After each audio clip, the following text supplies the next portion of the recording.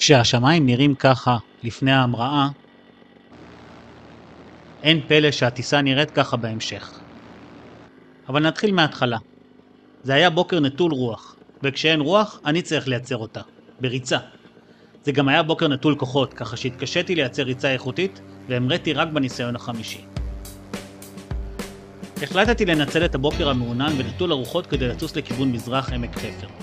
כמו שהסברתי בעבר, רוחות ושמש גורמים לאוויר להיות מאוד לא יציב. כשהשמש מכוסה על ידי עננים ואין רוח, זה מאפשר טיסה בפנים הארץ ולא רק לאורך החוף. הטיסה התחילה נפלא עם נופים מרהיבים וקרני שמש שמבצבצות בין העננים. המשכתי מזרחה והגעתי לשיא של הטיסה, הסכנאים.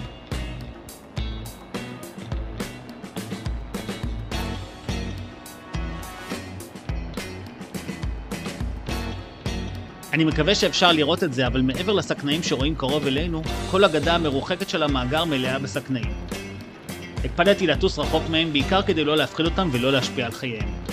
עם זאת, צריך להבין שאם חס וחלילה הייתי גורם ללהקה כזו להמריא ביחד, הייתי בסכנה אמיתית להתנגש בהם. אחרי הסכנאים ראיתי שיורד גשם בכמה אזורים, אז החלטתי לחזור לשדה שלי. זיהיתי שבכיוון דרום-מערב אין גשם, אז טסתי לכיוון הזה כדי לעבור בין גושי הגשם ולא להיכנס אליהם. כמו שאפשר לראות, זה לא עזר.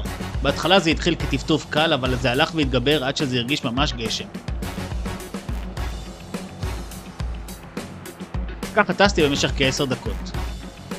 למעשה, כנראה זה היה טפטוף כל הזמן ולא ממש גשם, אבל בגלל התנועה שלי בכיוון הנגדי לכיוון הגשם, זה הרגיש כמו גשם ממש. בכל מקרה, כמות המים שספגתי הייתה גדולה ומסוכנת. אחרי הגשם, וכדי לוודא שאני נוחת במצב הבטיחותי ביותר מצד אחד, ושהכנף לא תתמלא בבוץ מהצד השני, המשכתי לטוס למרות שהגעתי לשדה שממנו המראתי. כל זה כדי לתת לאוויר ולרוח לייבש את הכנף. טסתי מעל הים וראיתי שלמרות הגשם לא חסרים אנשים שנהנים מהים גם במצב הזה. אמנם המצלמה קבתה כמה דקות לפני הנחיתה, אבל אני יכול לספר לכם שהכנף הייתה יבשה ונקייה בסוף הטיסה.